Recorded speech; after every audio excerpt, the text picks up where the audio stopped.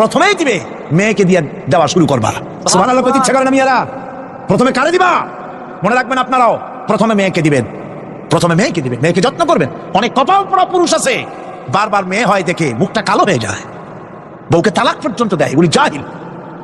মেয়ে নিয়ামত, মেয়ে কি নিয়ামত। মেয়েদেরকে সম্মান করুন, মেয়ে জাতিকে সম্মান করুন। পত্রপত্রিকায় দেখি স্কুল যখন ছুটি হবে, girls school, girls high school, girls college ছুটি হবে যখন বা ক্লাস শুরু হবে যখন, রাস্তার পাশে এক শ্রেণীর বখাটে ছেলেরা গিয়ে দাঁড়ায় থাকে, শীষ দেয়, বাজে কথা বলে। আশ্চর্য কথা, তুমি কি তোমার এক মায়ের পেটে আসনি? তোমার মা নাই, তোমার বোন নাই, তুমি অন্য মেয়েদের দিকে তাকায় তাকে উত্ত্যক্ত করো, তোমার লজ্জা করে না? ইসলামী গভর্নমেন্ট যদি আসে, কারো বাবার ক্ষমতা নাই মেয়ে লোকের দিকে চোখ তুলে অন্যায় ভাবে তাকায়। আজ এসিড মারে, কোনো শাস্তি হয় না।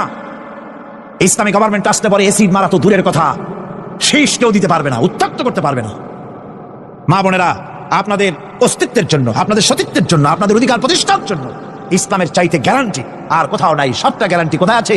ইসলাম। সুতরাং সমস্ত পুরুষদের বলবো, নারী জাতিকে সম্মান করার জন্য। নারী জাতিকে আল্লাহ পাক সম্মান দিয়েছেন, রাসূল করিম সাল্লাল্লাহু আলাইহি ওয়াসাল্লাম সম্মান দিয়েছেন। আল্লাহর নবী বলেছেন, নবীজির কাছে প্রশ্ন হয়েছে খেদমত করব কার? হুজুর বলেন তোমার মায়ের, তারপরে কার? তোমার মায়ের, তারপরে কারো? তোমার মায়ের, তারপরে কারো? তোমার পিতার। আল্লাহ নবী বাপের চাইতে মায়ের মর্যাদা 3 গুণ বাড়াইয়া দিলেন। সে যে মাই হোক, আপন মা হোক আর সৎ মা হোক, মায়ের মামাই। মা যদি নামাজ না পড়ে, রোজা না রাখে, চরিত্র যদি খারাপ হয়, মাকে চোখ রাঙাইয়া কথা বলা যাবে না। সুবহানাল্লাহ কোন? সুবহানাল্লাহ। চোখ রাঙায় কথা বলা যাবে না, ধমক দেওয়া যাবে না, সেনসিটিভ পয়েন্ট। বুখারী শরীফের হাদিস, মা বাপ খুশি, আল্লাহ খুশি, মা বাপ নারাজ, আল্লাহ নারাজ। মা বাপকে অসন্তুষ্ট করে বেহেশতে যেতে পারবেন না।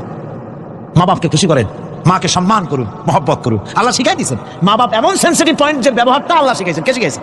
আল্লাহ রাব্বুল আলামিন বলেন, ওয়াকুল লাহুমা কাওলান কারীমা।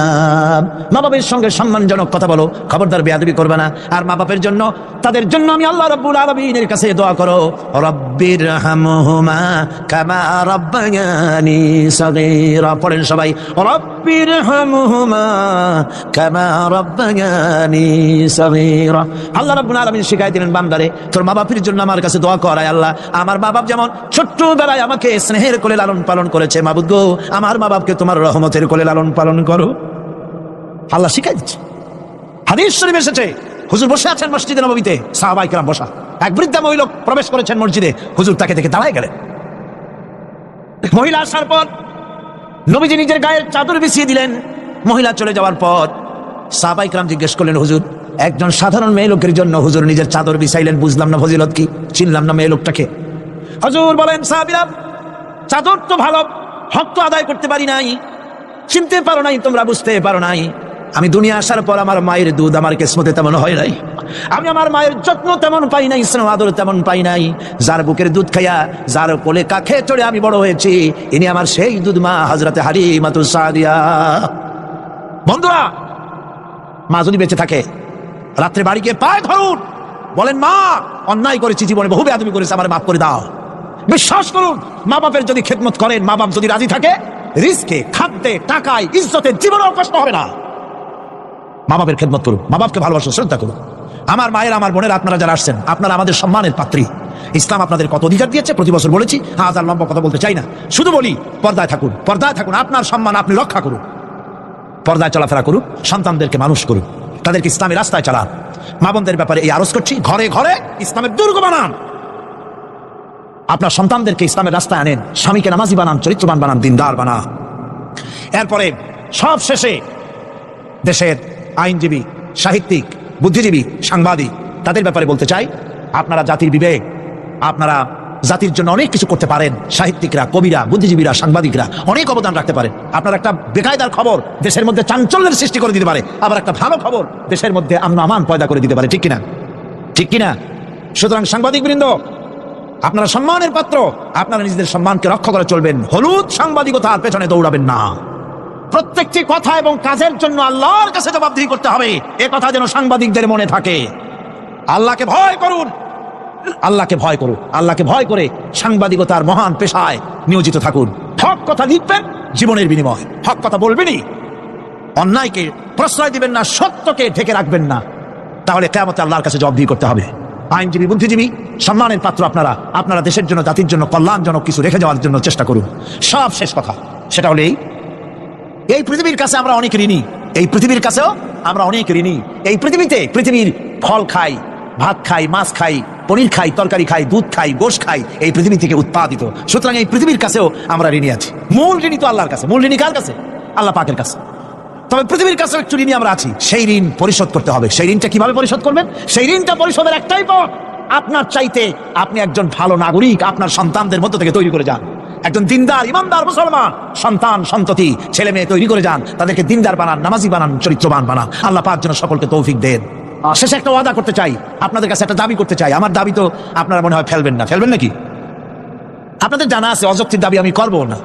সে দাবিটা হচ্ছে, বহুত মুসলমান আছে শবে বরাতে সারা রাত জাগে কিন্তু ফজরের নামাজ পড়ে না। আছে কিনা? আজকের মাহফিলে দোয়া কবুল হবে আশা করে অনেক বেনামাজিও আসছেন, নামাজ পড়েন না। 5 ওয়াক্ত নামাজকে সঠিকভাবে পড়তে হবে, রাজি আছেন? নামাজের ব্যাপারে গত বছর প্রায় 2 ঘন্টা ওয়াজ করেছিলাম, মনে আছে না? মনে না থাকলে ক্যাসেট আবার কিনে নেবেন, আবার কিনবেন, আবার শুনবেন। যেহেতু আমি কথা নিজের থেকে বলি না, কোরআনে কারীম থেকে বলার চেষ্টা করি। আমি আজকে ওয়াদা চাই, মুনাজাতের আগে জীবনে কোনোদিন ফরজ নামাজ, ফরজ রোজা, শরীয়তের ওজর ছাড়া ছাড়বো না। ওয়াদা করতে পারবেন? 2 হাত উঁচু করেন। মা বোনেরা আপনারাও আপনাদের পর্দার ভিতরে হাত উঁচু করে বলেন, ইয়া আল্লাহ। সকলে বলতে হবে, ইয়া আল্লাহ, তোমার নামে কসম করছি, যতদিন আমার মাথার কাছে মালাকুল মউত না আসতেছে ততদিন পর্যন্ত ফরজ নামাজ, ফরজ রোজা, শরীয়তের ওজর ছাড়া ছেড়ে দেব না। ইয়া আল্লাহ, আমার এই শপথ মৃত্যু পর্যন্ত পালন করার তৌফিক আমাকে দান করো, আমিন ইয়া রাব্বাল আলামিন।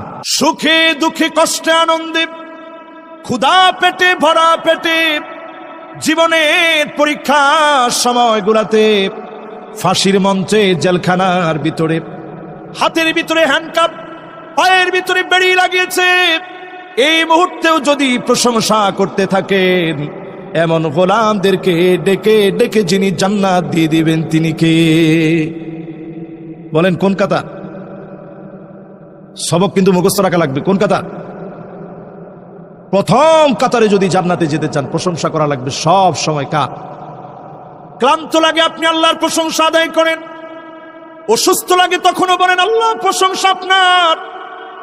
কত সময় সুস্থ রেখেছিলেন, ভালো রেখেছিলেন, যিনি আপনাকে প্রশংসার কারণে সম্মানিত বানায় দিবেন তিনি কে? 2 কারণে আমাদের দোয়া কবুল হয়। সবাই বলেন কয় কারণ?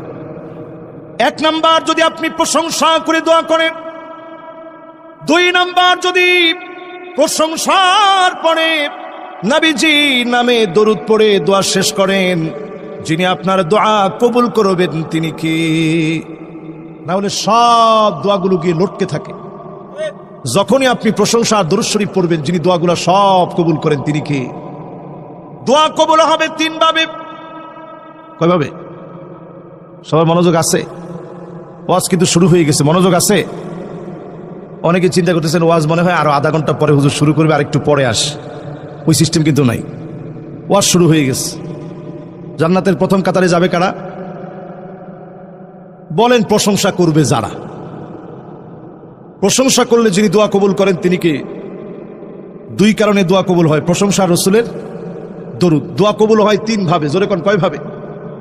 1 নাম্বার প্রকার হল তৎক্ষণাৎ আল্লাহ দোয়া কবুল করে ফেলেন। মসজিদে গিয়ে দোয়া করেছেন, নামাজ পড়ে চোখের পানিগুলো ছেড়ে দিয়ে দোয়া করলেন, ঘরে আসার আগে যিনি দোয়া কবুল করে ফেলতে পারেন তিনি কে? আরেকটা দোয়া কবুল হয় একটুখানি পরে, তাখিয়াত। 1 বছর, 2 বছর, 10 বছর, 20 বছর পরে ঠিক আপনার মনে হয়েছে এই দোয়া তো 20 বছর আগে করেছিলাম। 20 বছর পরে যিনি দোয়া কবুল করে ফেলেছেন তিনি কি? আরেকটা বাকি রেখে দেন জান্নাতের জন্য। সেদিন আল্লাহ এত বড় বড় নিয়ামত দিবে, গোলাম জিজ্ঞাসা করবে আল্লাহ এই বড় নিয়ামতটা কি কারণে দিছেন? ওই যে ওই দিন তুমি দোয়া করেছিলা, দোয়া কিন্তু আমার কাছে কবুল হয়ে গেছে, এটা তোমার রেজাল্ট হিসেবে আখিরাতের জন্য রেখে দিয়েছি। জোরে করে আল্লাহু আকবার। বান্দা সেদিন বলবে, মালিক, দুনিয়ার কোন দোয়া যদি কবুল না হতো, সব দোয়াগুলা আখিরাতে যদি পেয়ে যেতাম, বড় বড় সব নিয়ামতগুলা পেয়ে যেতাম। আয় আল্লাহ, যদি দুনিয়ার জীবনে কোনো দোয়াই কবুল না হতো, আখিরাতে বড় বড় নিয়ামত পেয়ে যেতাম। প্রতিনিয়ত দোয়া করেন, সন্তান কথা শুনে না, স্ত্রী আপনাকে মানে না, লোকেরা ব্যবসার মধ্যে ঠকায় দিয়েছে, প্রতিনিয়ত দোয়া করেন, দোয়ার রেজাল্ট যিনি আখিরাতে ভরপুর করে দিবেন তিনি কে? প্রথম অংশ শেষ। ওয়াজের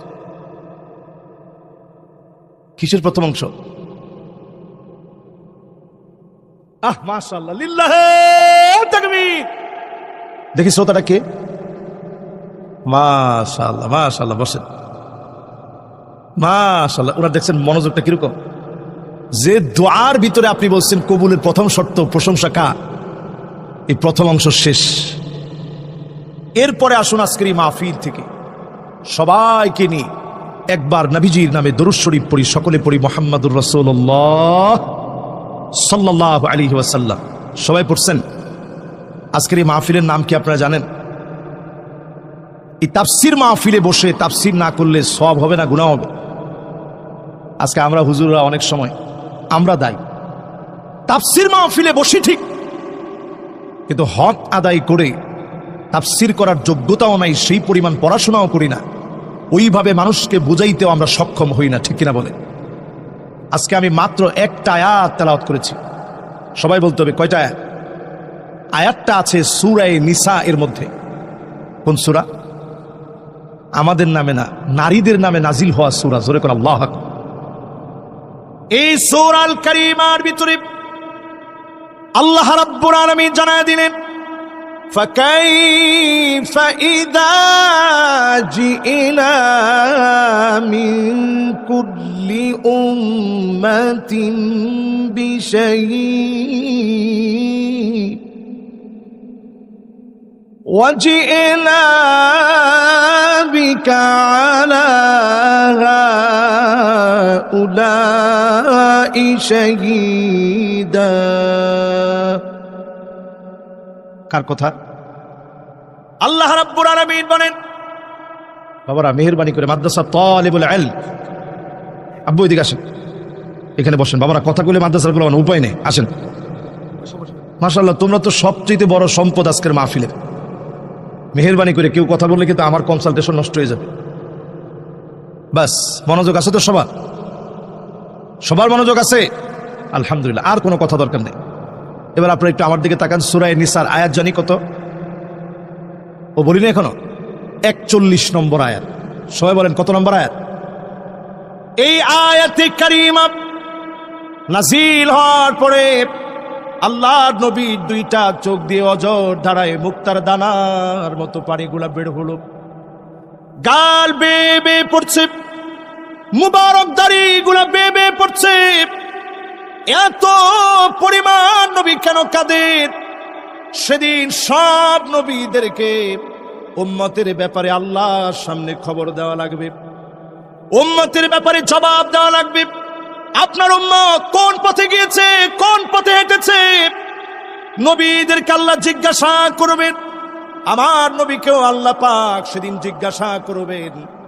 নবীজির যখন এই কথা মনে পড়েছে, সঙ্গে সঙ্গে আল্লাহ নবী, বিশ্ব নবী আমার আল্লাহর কাছে উম্মতের মায়ায় কেঁদেছেন। তার মানে উম্মতের ব্যাপারে যার সামনে জবাব দেওয়া লাগবে তিনি কে? এবার বলেন তো, নবীজি যে কানলেন, চোখের পানিগুলা টপ টপ করে পড়ছে, কাদের জন্যে? ক্ষুধার যন্ত্রণায় নবীজি কাঁদেন নাই, কষ্টে পড়ে নবীজি কাঁদেন নাই, পাথরের আঘাত খেয়ে নবীজি বদদোয়া করেন নাই। জিবরিল এসে বলেছে, ওগো নবীজি বদদোয়া করেন। আল্লাহর নবী বলেন, ইন্নী লান উবআস লাআন, বদদোয়া দেওয়ার জন্য আমি নবী আসি নাই, বদদোয়া দেওয়ার জন্য আমি নবী প্রেরিত হই নাই, বৎসনা করার জন্য আমি আসি নাই। দুনিয়াতে এসেছি বুইসতু লিউতাম্মিমা মাকারিমাল আখলাক, চরিত্র মানুষকে শিখায় দিয়ে যেতে, যারা আমাদের পিঠের চামড়া উঠায় নিতে চেয়েছে, তাকায় দেখেন আমরা তাদেরকে নিরাপত্তা দিচ্ছি, ঠিক কিনা বলেন? কারণ আমরা নবীজির উম্মত। ঠিক তো কয় দুইজনে, সবাই জোরে বলেন ঠিক, আর একটু দিল থেকে মহব্বত নিয়ে বলেন ঠিক। তাদের ধারণা ছিল যদি কোন রকম পদস্খলন ঘটে হাজার হাজার দুনিয়া থেকে নিশ্চিহ্ন হয়ে যাবে। হাজার হাজার এখন আপনি গুনেও দেখাতে পারবেন না, দুই একটা টুকটাক ঘটনা ঘটছে মাত্র, ঠিক কিনা বলে? এর মানে প্রতীয়মান হয়ে যায় আখলাক মুসলমানদের ভূষণ, আখলাক নবীর উম্মতের ভূষণ। আল্লাহর নবী, বিশ্ব নবী আমাদের জন্য কাঁদলেন। আব্দুল্লাহ বিন মাসউদ রাদিয়াল্লাহু তাআলা আনহু থেকে হাদিস, আব্দুল্লাহ বিন মাসউদ বলেন আল্লাহর নবী ডেকে নিয়ে আসলেন, আব্দুল্লাহ বিন মাসউদ একটু তেলাওয়াত করে শোনাও না। আল্লাহর নবী, বিশ্ব নবী তেলাওয়াত করে শোনাতে বললেন। আব্দুল্লাহ বিন মাসউদ সঙ্গে সঙ্গে নবীজিকে বললেন, আকরাউ আলাইকা ওয়া আলাইকা উনজিল, নবী কেমন করে তেলাওয়াত করে শোনাবো? এই কোরআন আপনার উপর অবতীর্ণ হয়েছে, এই কোরআন আপনার উপরে নাজিল হয়েছে, কেমন করে তেলাওয়াত করব? আল্লাহর নবী বললেন, আজকে তেলাওয়াত শুনতে বড় মনে চাচ্ছে। ছোট একজন সাহাবী আব্দুল্লাহ বিন মাসউদ তেলাওয়াত শুনতে চাচ্ছে নবীজি সাল্লাল্লাহু আলাইহি সাল্লাম। জোরে করে আল্লাহু আকবার। স্বাভাবিক একটু ভয় পাওয়ার কথা কিনা? আমাদের মাদ্রাসায় আজকে দুইজন পাগড়ি নিল, এই মাদ্রাসায় উনাদেরকে যদি তেলাওয়াত করতে দেওয়া হতো দেখতেন সামান্য একটু ভয় লাগে, এত মানুষের সামনে কেমনে তেলাওয়াত করবে? আর আব্দুল্লাহ বিন মাসউদ তেলাওয়াত করবে নবীজির সামনে। জোরে করে আল্লাহ। আব্দুল্লাহ বিন মাসউদ বললেন, আকরাউ আলাইকা ওয়া আলাইকা উনজিল, নবী কেমন করে তেলাওয়াত করব? এই কোরআন আপনার উপরে অবতীর্ণ হয়েছে। নবী বললেন, একটু শোনাও তো দেখি। শুনতে বড় মনে চাচ্ছে। আব্দুল্লাহ বিন মাসউদ বলেন, আমি তেলাওয়াত শুরু করলাম। ইয়া আইয়ুহান নাসু তাকু রাব্বাকুমুল্লাযী খালাকাকুম মিন নাফসিন ওয়াহিদাহ وخلق منها زوجها وبث منهما رجالا كثيرا ونساء واتقوا الله الذي تساءلون به والأرحام। এইভাবে করে করে সূরা নিসার একটা একটা আয়াত করে তেলাওয়াত করতেছে। আব্দুল্লাহ বিন মাসউদ বলেন, আমি নবীজির দিকে তাকায় ছিলাম, হঠাৎ করে দেখি পড়তে পড়তে 41 নম্বর আয়াত পর্যন্ত চলে আসছি। ফাকাইফা ইযা জিনা মিন কুল্লি উম্মাতিন বিশাহীদ ওয়াজিনা বিকা আলা হাউলাই শাহীদা। আব্দুল্লাহ বিন মাসউদ বলেন, এই 41 নম্বর আয়াতে যখন আসলাম, নজর করে দেখি নবীজির দুইটা চোখ দিয়ে অজর দাঁড়ায় গালগুলো বেয়ে পানিগুলো ঝরছে, দাড়িগুলো ভিজে যাচ্ছে। নবীজির দুইটা চোখের পানি দেখে আমি বুঝলাম এত পরিমাণ নবীজি কেন কাঁদেন। আমার বুঝে চলে এসেছে শুধুমাত্র উম্মতের মায়া নবীজি এত কাঁদে। জোরে কোন আল্লাহু আকবার। এবার আমি আপনাদেরকে একটু প্রশ্ন করি বিনয়ের সঙ্গে, এত পরিমাণ নবীজি কাঁদছেন কাদের জন্য? আবার একটু মহব্বত নিয়ে বলেন তো কাদের জন্য? এবার আমার প্রাণ প্রিয় ভাইয়েরা যারা এই এলাকার সিঙ্গা এলাকায় যারা আছেন, আপনি একটু মহব্বত নিয়ে বলেন, কাঁদছেন আমাদের জন্য। কাদের জন্য? একটু সবাই বলেন কাদের জন্য? জীবনে কোনোদিন আল্লাহকে বলেন না আল্লাহ ভালো খাবার দেন? মুখে বলা দরকার হতো না, শুধু যদি নবীজির মনের ভিতরে আসতো আল্লাহ উহুদ পাহাড়টা স্বর্ণ বানায় দেন, লাসারাল উহুদু যাহাবাত, মনের ভিতরে আসতে দেরি হতো। উহুদটাকে স্বর্ণ বানায় দিয়ে নবীজিকে যিনি মালিক বানায় দিতেন তিনি কে? জীবনে একদিন আল্লাহর কাছে এই দোয়া করে নাই, আল্লাহ আপনি উহুদটা স্বর্ণ বানায় আমারে মালিক বানায় দেন। নবীজির জীবনের হিস্ট্রি পড়বেন। প্রায় সময় ফজরের নামাজ থেকে নবীজি যখন ঘরে আসতেন, ঘরে আসার পর নবীজি জিজ্ঞাসা করতেন প্রাণের স্ত্রীরা কিছু কি আছে? প্রায় সময় জবাব আসতো নবী ঘরের ভিতরে কিছুই নাই। আল্লাহর নবী একবারের জন্য দুঃখ পেতেন না, সঙ্গে সঙ্গে বলতেন যাও রোজা রেখে ফেললাম, সাহারি করেন নাই, এক যোগ পানিও খান নাই, রোজা রেখে ফেলতেন না খেয়ে। একবারের জন্য বলেন না আল্লাহ এত পরিমাণ কষ্ট কেন দিলেন?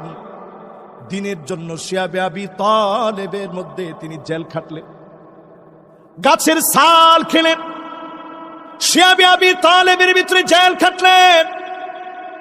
আল্লাহ নবীকে হত্যার ষড়যন্ত্র করা হলো।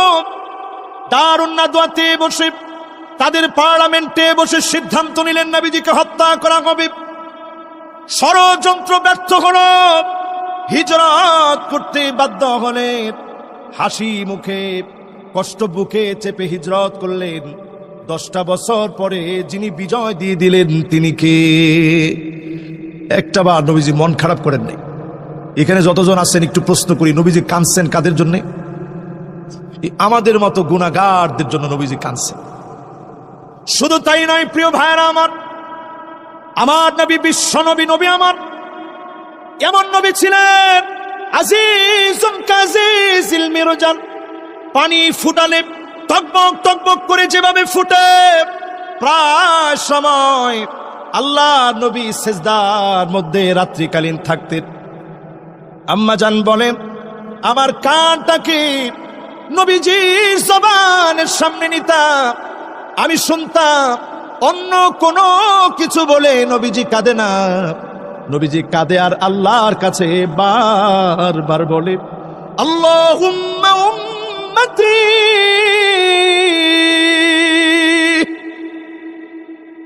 ও আল্লাহ আমার উম্মত আমার উম্মত। আমি প্রশ্ন করি নবীজি আমার উম্মত বলে কাদের জন্য কাঁদছেন? এই আমাদের জন্য নবীজি কাঁদছেন। শুধু তাই নয় প্রিয় ভাইরা আমার, আল্লাহর নবী আদর করে সাহাবীদের সামনে বয়ান করতেছে। আজকে যেমন আমি সিংহা এলাকাবাসীর সামনে বয়ান করছি, নবীজি বয়ান করতেছে কাদের সামনে? সবাই বলেন কাদের সামনে? সাহাবায়ে কেরামের সামনে বয়ান করতেছেন নবীজি। হঠাৎ করে নবীজি বলতেছে ওয়াদিত্তু লাউ রাইনা ইখওয়ানানা, আমার মনটা বড় চায় এক নজর যদি আমার ভাইগুলাকে দেখতে পেতাম। সাহাবীরা বড় আশা নিয়ে বলতেছে ওগো নবীজি আমরা কি আপনার ভাই নই? আল্লাহর নবী বলেন না না তোমরা আমার ভাই না, বাল আনতুম আসহাবী, তোমরা তো আমার সাহাবী। আমার ভাই হবে তারা যারা অনেক পরে আসবে। মান আমানা বি ওয়া লাম ইয়ারানি, অনেক পরে আসবে, না দেখে যারা ঈমান আনবে তারা হবে আমার ভাই। জোরে কর আল্লাহু আকবার।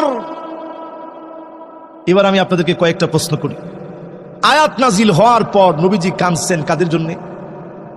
আব্দুল্লাহ বিন মাসউদের তেলাওয়াত শুনে নবীজি কাঁদছেন কাদের জন্য? নামাজের সেজদার ভিতরে আম্মা জান কান লাগায় শুনে নবীজি কাঁদেন কাদের জন্য? মাশাআল্লাহ, মনোযোগ আছে আপনাদের? কষ্ট হচ্ছে না তো? আমি বেশিক্ষণ কষ্ট দেওয়ার মতো ওয়াজ করবো না, আরো অল্প কিছুক্ষণ, আর আধা ঘন্টা করলে ঠিক আছে না? এর মধ্যে একজন কোমর টান দিছে, উনি বসলে আধা ঘন্টা ওয়াজ করবো ইনশাল্লাহ, দেখি। না না না, এত লম্বা ওয়াজ আমি করি না, এত লম্বা ওয়াজ আমি কোনো সময় করি না, পছন্দ করি না। ওয়াজ হবে অল্প, যেটা বাড়ি পর্যন্ত নিয়ে যাওয়া যাবে ইনশাল্লাহ। বলেন মাথার একটা ক্যাপাসিটি আছে। আপনি আগের বক্তার ওয়াজ শুনছেন, এর আগের জনের ওয়াজ শুনছেন, এখন শুনবেন, নিবেন কয়টা? এই জন্য এই যে একটু মুখস্থ করাই দিচ্ছি। বলেন আয়াত নাজিল হওয়ার পর নবীজি কাঁদছেন কাদের জন্য? আব্দুল্লাহ বিন মাসউদের তেলাওয়াত শুনে নবীজি কাঁদছেন কাদের জন্য? আম্মাজান কান লাগায় শুনে নবীজি কাঁদছেন কাদের জন্য? নবীজি আদর করে সাহাবীদের সামনে ভাই বলে ডাকছেন কাদেরকে? এই 4টা পয়েন্ট হইছে, মনে থাকবে তো আপনাদের? এবার পরের পয়েন্টে চলে। শুধু তাই নয় প্রিয় ভাইরা আমার, যতজন এই মাহফিলে বসলেন, আল্লাহ নবী বিশ্ব নবী মার খেয়েছেন, জিহাদের ময়দানে গিয়েছেন। আল্লাহ নবীর মাথা থেকে জর্জর করে রক্তগুলা ঝরেছে। ফাতেমা রাদিয়াল্লাহু তাআলা আনহা দৌড়ে গিয়েছেন, চাটাই পড়ে লাগায় দিয়েছে, রক্ত বন্ধ হয়ে গেছে। এত পরিমাণ রক্ত ঝরেছে, তখনও পর্যন্ত কারো জন্য নবীজি বদদুয়া করে নাই। জোরে কোন আল্লাহু আকবার। আল্লাহ নবীজির 3টা অপশন দিচ্ছে, জোরে কোন কয়টা? قل هو القادر على أن يبعث عليكم عذابا من فوقكم। নবী আপনি অপশন নিয়ে নেন, জেনে রাখেন আল্লাহ সক্ষম। আযাব আসবে উপরের দিক থেকে, বৃষ্টি হয়ে নামবে, শিলা বৃষ্টি হয়ে আসবে। এমনকি যেই তারকা দেখতেছেন উল্কি পিণ্ড হয়ে জমিনের ভিতরে পড়বে, পাথর জমিনের দিকে দিয়ে আসবে, বের থেকে পাথর ছুটে যাবে, জমিনের দিকে বিচ্ছুরিত হবে, জমিন নিস্তব্ধ নিথর হয়ে যাবে। এত বড় বড় আযাব আল্লাহ পাক দিতে সক্ষম। যখন আয়াত নাজিল হয়েছে, তৎক্ষণাৎ আল্লাহ রাব্বুল আলামিনের হাবিব আল্লাহর কাছে পানাহ চাইলেন। আউযু বিওয়াজহিক, আল্লাহ আপনার কাছে পানাহ চাই, এত বড় আযাব দিয়ে উম্মত ধ্বংস করে দিন না। আল্লাহ মেহেরবানি করে উম্মত গুলাকে আপনি বাঁচান। জোরে কোন আল্লাহু আকবার। আল্লাহ বললেন তাহলে দ্বিতীয় অপশন শুনেন, আউ মিন তাহতি আরজুলিকুম, পায়ের নিচ থেকে আযাব আসবে, টর্নেডো আসবে, সাইক্লোন আসবে, ঘূর্ণিঝড় হবে, ভূমিকম্প হবে, আপনার উম্মত উল্টাপাল্টা করবে, সব মেরে সাফ করে দেবে। রাসূল আবারও বললেন আউযু বিওয়াজহি, আল্লাহ আপনার কাছে পানাহ চাই, এত বড় আযাব দিয়ে আল্লাহ মেরে ফেলবেন না। 3 নম্বরে আল্লাহ অপশন দিলেন আউ ইয়ালবিসাকুম শিয়াব, দলে দলে উম্মত বিভক্ত হবে। কি হবে? সবাই কোন কি হবে? শুধু আমাদের দেশে বলি, আওয়ামী লীগ যারা করে এরা নামাজ পড়ে না, বিএনপি যারা করে নামাজ পড়ে না, জামাত যারা করে নামাজ পড়ে না, তাবলিগ যারা করে নামাজ পড়ে না, চরমনায় যারা যায় নামাজ পড়ে না। মুসলমানদের ভিতরে দলে দলে বিভক্ত হবে। ওয়ায়ুযীক বাদুকুম বাসা বাদ, একজন আরেকজনকে মারবে, মেরে বলবে পিটানোর মতো পিটিয়েছি। 28 অক্টোবর আপনারা দেখেছেন, মুসলমান হয়ে আমার ভাইগুলোর উপরে মেরে নৃত্য করেছে, নিজেদেরকে মুসলমান দাবি করে, তাহাজ্জুদ গুজার বলে, এমন নালায়েক কিছু মুনাফিকরা, ঠিক কিনা বলে?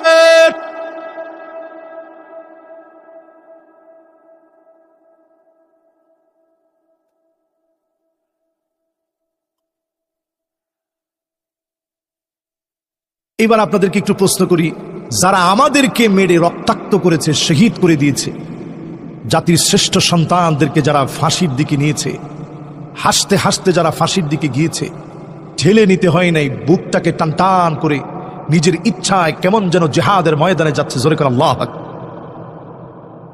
এইরকম কেন হয়েছে? আল্লাহ নবী মেনে নিয়েছেন, আল্লাহ আপনি আমাদের মধ্যে উম্মত যদি বিভক্ত হয়ে যায়, আমার উম্মত বেশি দিন বিভক্ত থাকতে পারবে না, ও চিরেই উম্মত গুলা এক হয়ে যাবে মার খাওয়ার পরে। জোরে কোন কি খাওয়ার পরে? আজকেও তাকায় দেখান, যেই তুরস্ক ছিল খেলাফতের রাজধানী, আমি কথাগুলা আপনাদেরকে খুব সুন্দর বুঝাই দেওয়ার চেষ্টা করবো, আপনারা একটু মন দিয়ে আজকে শুনবেন, মনোযোগ আছে তো?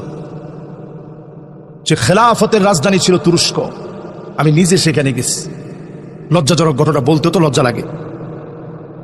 আপনি আমাদের বাংলাদেশকে যেমনই বলেন, ছেলে মেয়ে বিভিন্ন পার্কের মধ্যে একসাথে ঘোরাঘুরি করে, এগুলা হতে পারে, কাজটা সওয়াবের না গুনাহ, হালাল না হারাম?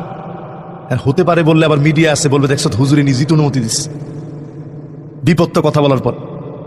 কিন্তু আমি তুরস্কে গিয়ে নিজের চোখে দেখেছি ছেলে ছেলে একসাথে বসা, যারা সরাসরি সমকামিতাকে প্রমোট করছে। বর্তমান যে লোকটা ইস্তাম্বুলের মেয়র, সে নিজে তার সমস্ত শক্তি অ্যাপ্লাই করে এখনো কামাল আতাতুর্কের পেতাত্তারা বসে আছে, ওই চেইন অনেক জায়গায় ভাঙতে পারে নাই। রজব তাইয়েবের দোকান শত চেষ্টা করে সব জায়গা ঠিক করলেও ইস্তাম্বুল ঠিক করতে পারে নাই। অনেক জায়গায় বড় বড় মসজিদের পাশে ছেলে ছেলে একত্রে বসা, মেয়ে মেয়ে একত্রে বসা, LGBTQ, লেসবিয়ান, গে, ট্রান্সজেন্ডার, এই সমস্ত সমকামিতার মতো ভয়াবহ আল্লাহর আযাব আসার কারণ তুরস্কের ভিতরে এখনো রয়ে গেছে একটা ব্যক্তির কারণে। ঠিক কিনা বলেন? তারে বলা হয় তুরস্কের জনক টনক হাবি যাবে অনেক কিছু। এরপরে আসেন যে স্পেন, 1200 বছর মুসলমানের শাসনের কেন্দ্রবিন্দু ছিল, সেই স্পেন আজ হারিয়ে গেছে। ভারত আমাদের ছিল, একটা দেশ ছিল তুর্কিস্তান, চীন ওই দেশটাকে দখল করে নিয়েছে। শুধু একটা জায়গাতেই বড় তুর্কিস্তানের একটা অংশের ভিতরে 5000 মসজিদ ছিল। জোরে করে আল্লাহু আকবার। এই সব মসজিদগুলোকে ডান্স ক্লাব, মদের বার বানিয়েছে। কমিউনিস্টরা মিলে সব ধূলিসাৎ করে দিয়েছে। আজ আপনি বাংলাদেশের দিকে তাকান, আল্লাহ পাক নতুন যে সম্ভাবনা দিয়েছে, নবীর উম্মত হিসাবে যদি আপনি কাজে না লাগান, ডোনাল্ড ট্রাম্প কিন্তু ক্ষমতায় চলে আসছে। ঠিক তো কইছে একজনে, আর জোরে বলো। আমেরিকা কিন্তু এখন পরার শক্তি নাই। রাশিয়ার ইউক্রেনের যুদ্ধের মধ্য দিয়ে আমেরিকা তার পাওয়ার হারিয়ে ফেলেছে। পৃথিবীর পরাশক্তি হিসাবে এখন আমেরিকারে কেউ গণে না। আরো আসতে বলেন, আমার কথাগুলো কি আপনারা বুঝতেছেন? একজন কইছে না হুজুর, এটা আমি বুঝতেছি না, আমার মাথার উপর দিয়ে চলে গেছে, আপনি এটা বেশি করেন না। আপনারা সবাই কি বুঝতেছেন আমার কথাগুলা? ইউক্রেন আর রাশিয়ার যুদ্ধের মধ্য দিয়ে আমেরিকা তার পরাশক্তির বিশাল সাম্রাজ্য আর শক্তিধর ক্ষমতা হারিয়ে ফেলেছে। নতুন করে ডোনাল্ড ট্রাম্প এসে যে গেমটা খেলবে, আমি অন্য দেশে কি হচ্ছে এটার খবর রাখার দরকার নেই। আমি সাদা আর কালোর মধ্যে সাদা লোকরা আমার দেশে যারা আছে, এই শ্বেতাঙ্গের পক্ষে আমি তারা ভালো থাকবে এটা নিশ্চিত করতে চাই। বাংলাদেশে কি হচ্ছে এটা আমার দরকার নেই। এই সুযোগে আমাদের পার্শ্ববর্তী বন্ধু রাষ্ট্র নানাভাবে আমাদেরকে বিভিন্ন প্রেশারাইজড করবে। আজকে থেকে আমি পরিষ্কার বলি, যদি কাজ না করেন, ঐক্যবদ্ধ হওয়ার চেষ্টা না করেন, সব এক হয়ে যাবে। এটা কোনোদিন সম্ভব নয়। কিন্তু দেশ বাঁচাতে যদি অন্তত চেষ্টা না করেন, সামনের দিন ভয়াবহ হবে। ঠিক কিনা বলেন? এবার একটু হিসাব করেন উম্মতের অবস্থা কি। আল্লাহ নবীর উম্মত এখন এমন ভাবে চিন্তা করে, নেতার পিছনে গিয়ে স্লোগান দেয়, নেতা তোমার ভয় নাই, রাজপথ সারি নাই। দেখো দেখি স্লোগানটা, এসব স্লোগান দিবে না। নেতা তোমার ভয় নাই, এই স্লোগান যে নেতা দেয়, কবে নেতা তোর দরকার নাই, তোর লগে আমি নেই। ঠিক কিনা বলেন? আজকে থেকে নিয়ত করেন, নেতার জন্য নয়, দেশের জন্য কাজ করবেন, ইসলামের জন্য কাজ করবেন। আল্লাহ রাব্বুল আলামিন এই উম্মতকে শুধরানোর জন্য 8টা বিষয় দান করে দিয়েছেন। জোরে বলেন কয়টা? আরো জোরে, জোরে হলো না।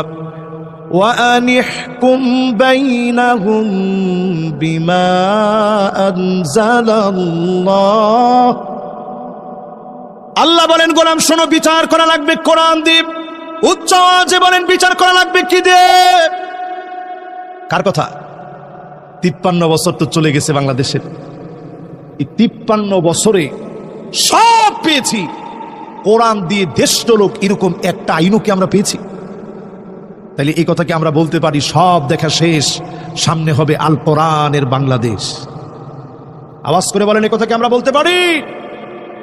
2 নম্বরে আল্লাহ পাক বলেন, ওয়ালা তাত্তাবি আহওয়াহুম।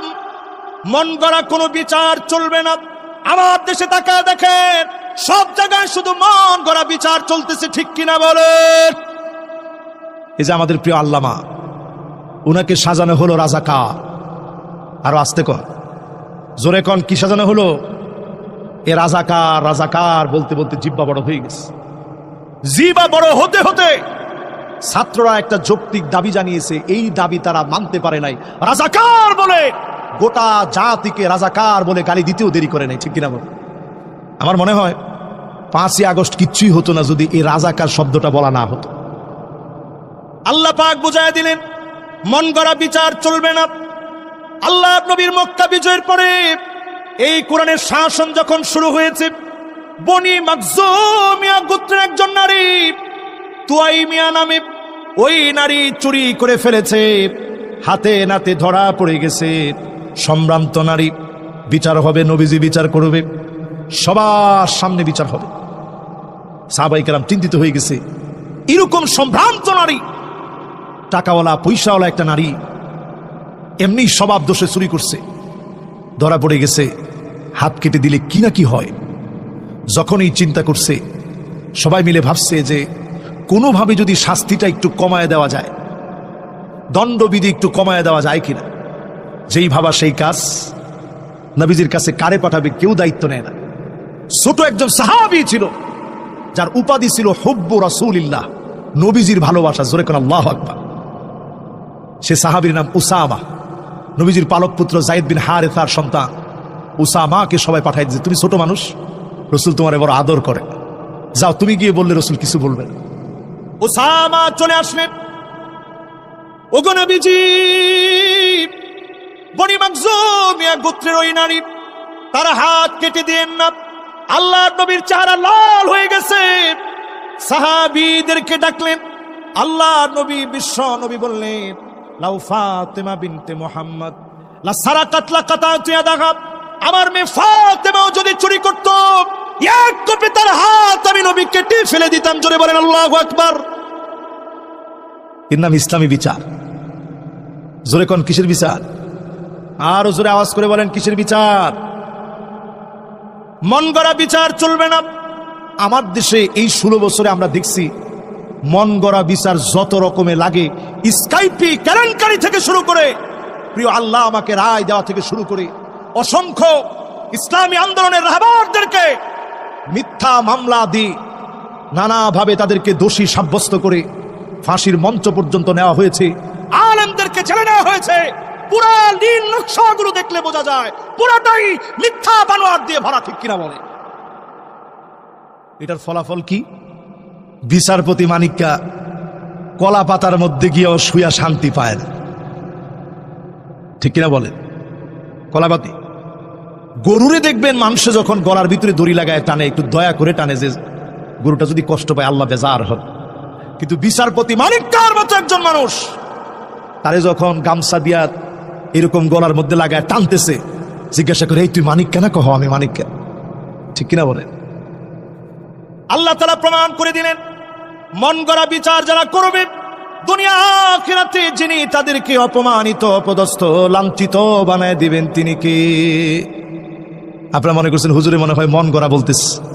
সূরা মায়েদা খুলেন, 49 নম্বর আয়াতটা খুলেন। হাফেজে কোরআন